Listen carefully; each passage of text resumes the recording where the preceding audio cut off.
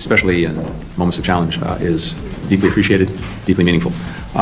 As NATO founding members, our countries have an extraordinary history, a long-standing history, of working to address global challenges, not just the bilateral.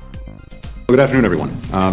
It's a great pleasure to be here with my friend Espen, friend, colleague, and also for me, for the United States, our partnership with Norway on so many things. I think the work that we've done together reflects the intense importance that we attach to this.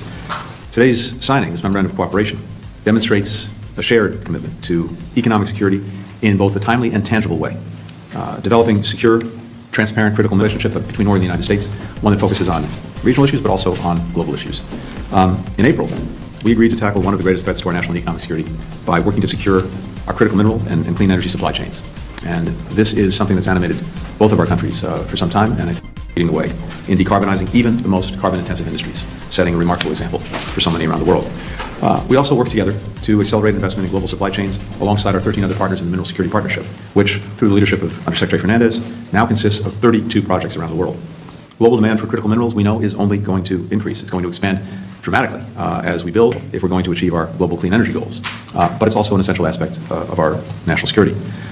We've invested much toward this effort already. We're already co-leaders of the Green Shipping Challenge.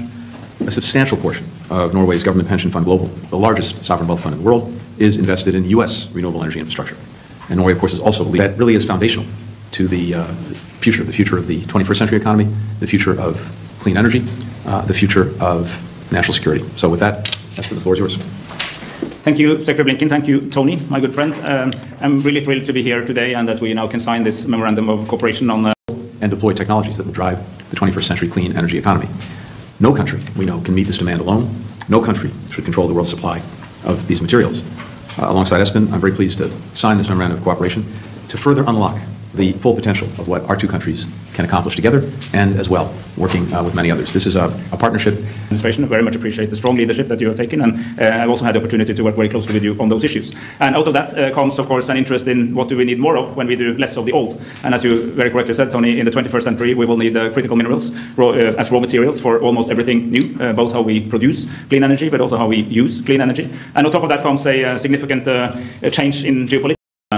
Critical minerals. Let me first say that I want to express my solidarity and give my condolences to the people that are affected by Hurricane Helene, which has been very devastating to many parts of this country, and yet another example of why we need to accelerate cooperation on climate change and to work on decarbonization. Climate change has been a very good experience over these years of the Biden the largest producer of graphite in Europe. Our geology is full of these minerals, so it is for us important to establish these links, which I think brings us together economically, but also secures strategic partnership, not only as ever in the military and political field, but also in the economic field. It will build security, resilience, reliability in the value chain, and it will make it more easy to work political affairs, which is problematic, but which we need to be honest about and relate to. And it is particularly important that close friends and allies also understand the economic consequences of these geopolitical complications, because we don't want that any country have a total dominance of the sources of, for instance, critical minerals. Norway is the #1 exporter of cobalt to the US, the #3 exporter of nickel.